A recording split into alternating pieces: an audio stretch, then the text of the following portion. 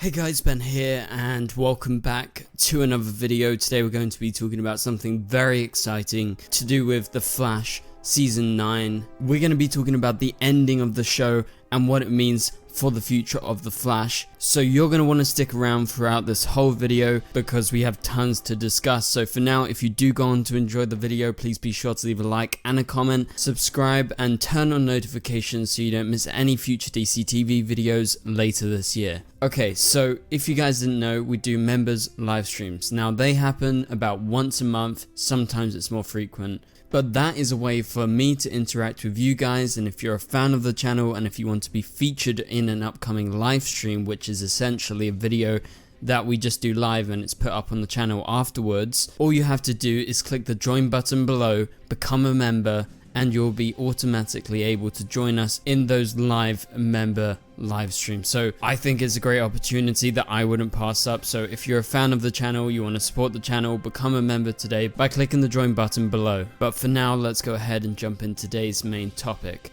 Okay, so we're talking about The Flash Season 9 and its ending. Now, as of right now, I have no idea exactly how The Flash is going to end, but as you've probably heard everyone talk about, and as it goes with any show, including the Arrowverse shows, number one priority is wrapping things up for the main cast of characters. So for The Flash right now, obviously you have The Flash, aka Barry Allen, you have Iris, you have Caitlin and whatever's going on with Frost. Also Chester, Allegra, Cecile and Joe. Joe isn't going to be a series regular in the next 13 episodes of The Flash's final season, but he's still going to be around, so they're going to have to conclude his story, as well as Chilblain. John Core, the actor who plays him, just became a series regular for the final season, so they're going to have to wrap up his storyline in relation to Frost and Caitlin. So that is obviously a main thing that they're trying to tackle, whilst the writers and Eric Wallace, the showrunner of The Flash, is thinking about how to end the show. And then also you have the new stories, because you can't just make the final season about wrapping things up. You have to introduce new threats, you have to have new villains. So with this season and it being shortened to 13 episodes, you can presume Eric Wallace is still going to stick to his graphic novel style structure, but in a shorter way. So I reckon like 4 to 5 episodes for one graphic novel. You'll have one main villain at the start of the season, you'll have a couple of interlude episodes, and then you will have the last graphic novel of The Flash ever with 4 to 5 episodes towards the end, and maybe one final episode that is a little bit different and it's like a kind of concluding episode for the entire show. So that's my theory as to how The Flash is going to be structured in this next season. But the main question I want to ask in this video is, how will The Flash's legacy continue past the end of the show? And if so, and if it does continue, in what ways? So number one, and we have to look at the other shows, I'm going to use Supergirl as an example. The legacy of the show can continue in the comics. So with Nicole Maines, who played Nia now on Supergirl, she's been actually heavily involved in the comics as of the last year or so, since Supergirl ended back last year. She's actually been involved in a very interesting way. She's been writing comics to do with Nia now, aka Dreamer from Supergirl, and then she's also been promoting it in different ways, including bringing the character to Fortnite. So that's just a way that Dreamer's legacy from Supergirl has continued. It continued in the comic books, it's continued in pop culture by being in a game as popular as Fortnite, along with like The Flash and Arrow. I believe they have characters that you can play as on Fortnite already. So that's one way that Supergirl's legacy was continued, and that's one way that The Flash can continue its legacy if there's any Flash related comic books that are set within the Arrowverse. Obviously recently we got some Arrowverse comic books that were technically a crossover event, and so in that you saw a whole issue dedicated to Bart and Nora, which I think is very interesting that they didn't go ahead and do like a full-on Flash story related to Barry. So it just proves how important those characters are, that being Bart and Nora, to the Flash show. And so this leads me to my next point. Will there be a continuation, aka a spin-off? So in terms of like a different TV show, but still set in the same universe, still set in the Arrowverse, with the same characters, with the same actors, and it basically being a continuation of The Flash, but not being called The Flash. So we talked about spin-offs before, and I believe we've even talked about this spin-off before, but I really do feel like if there is a spin-off, or a continuation, they're going to focus it on Bart and Nora. Now, why do I say that? Well, just for example, literally what I just talked about, the comic book, that was a whole comic book dedicated to them, and they knew the Flash was probably going to come to an end within like the next season or so. I don't know at the point when they were writing it, were they like, oh, we know exactly where the Flash is going to end? I have no insider information in terms of that. So that's just something to think about, the fact that they actually dedicated that whole comic to Bart and Nora.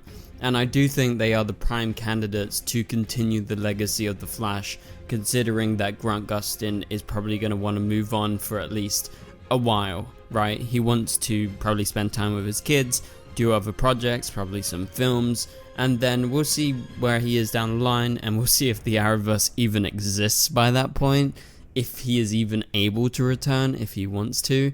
But obviously, with the new changes at Warner Brothers and James Gunn being in charge, potentially the Arrowverse could live on. Maybe there is some hope over at DC and HBO Max, considering that the people in charge are not just all businessmen. But nevertheless, this spin-off show would be awesome, I would say. You know, focus it around Bart and Nora, but also include Jay. Maybe we can see the return of Jesse Quick, and then you could introduce Wally West.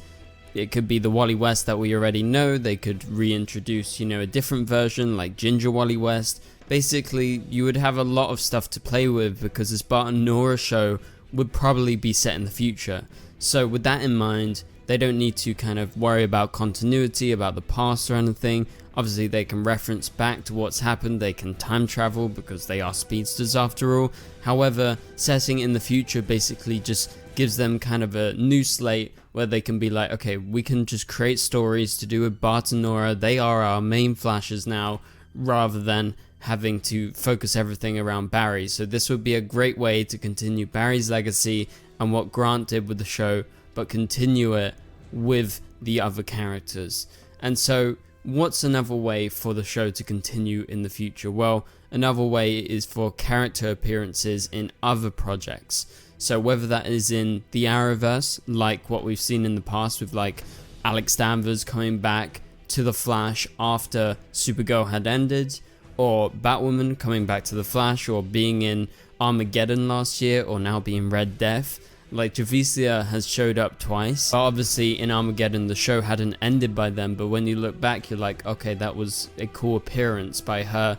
And it also happened with Black Lightning. He showed up in Armageddon after Black Lightning had finished. John Diggle has been one of the biggest characters who have repeatedly appeared on Superman, Lois, on The Flash, on Batwoman, on Supergirl. He came back after Arrow ended on all of the shows, and he plans to come back once again on Superman Lois. I don't know how much for, but like at least a couple more episodes. So he's been heavily involved. It should be noted that Stephen Amell hasn't come back, but lots of us have been speculating about him potentially returning for the Flash's season 9 finale.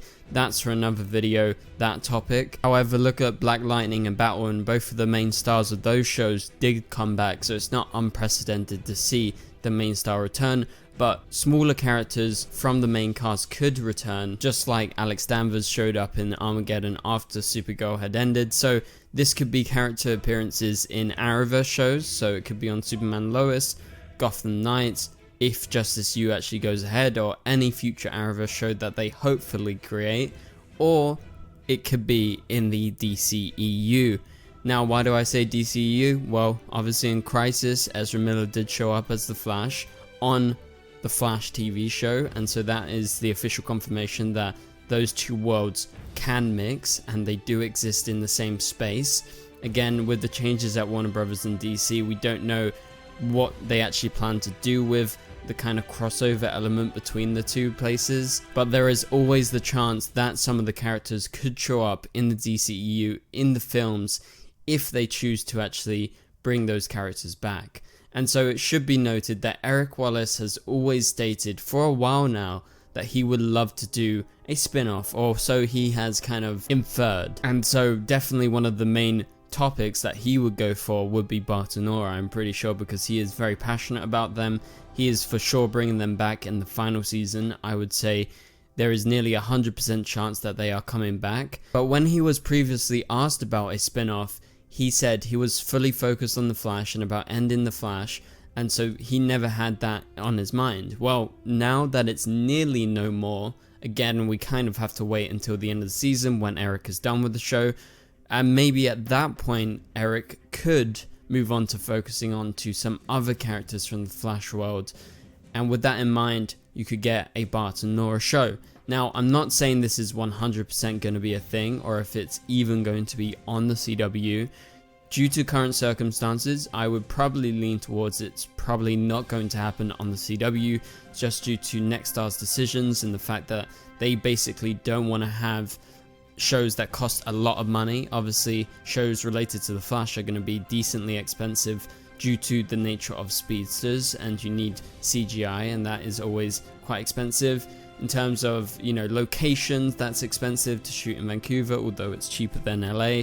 You also need to have sets, you need crew, you need cast, like it's all adds up at the end of the day. And so with current circumstances, I would say a spin-off of The Flash may be too much money. However, and I suggested this in a video last week, potentially at one point Nexstar might backtrack on what they've done, because they might realize, okay, now that we have the majority stake in the CW, we don't need to give all our content over to HBO Max automatically, because Warner Brothers isn't in charge anymore of the CW and its programming. So they could totally go ahead and sell some of their shows to Netflix, and that was the way that the CW was intended to make profit in the past. It was just a place where Warner Brothers and CBS Studios could basically put their content and then put it on their own services. Well, that's what they ended up doing, but in the first place they created that content and then they sold it to places like Netflix in order to gain a lot of money.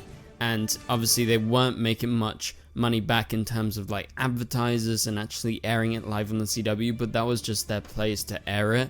And so with that in mind, Nexstar could totally go back and look at the CW's past successes and duplicate that, and go back and make, say, another Flash show or a Supergirl spin-off or a Superman Lois spin-off or anything like that, because they might realize, oh, just by making cheap programming in the day, we're actually not getting much attention, and no one's going to want to buy our cheap programming. Like, why would Netflix want to ever touch that? But if we do high quality programming that we can sell again, maybe we can make some profit that way and make it very engaging for people. So I think at one point Nexstar is going to backtrack, but we'll have to wait and see. I really can't bank on that, and you have to take it with a grain of salt. Honestly, this is just me theorizing, and I've rambled about this many times before, but here it is. I'm saying it once again because I think it does relate to today's main topic in the video. So that pretty much does it for this video, guys. Thank you guys so much for watching. If you enjoyed the video and if you want a Flash spin-off and you think it will be a Bart and Nora one, please be sure to leave a like and a comment. It would really help out the channel. Also subscribe and turn on notifications so you don't miss any future videos. Also, like I said at the start of the video, you can become a member by clicking the join button down below, and you'll be able to join us in our monthly members live streams. We had one go on Monday just this week, so if you want to join in the next one, please be sure to join by clicking the button below. So for now, you can click on the top right corner of the screen to watch my latest video, and I'll catch you guys later. Goodbye.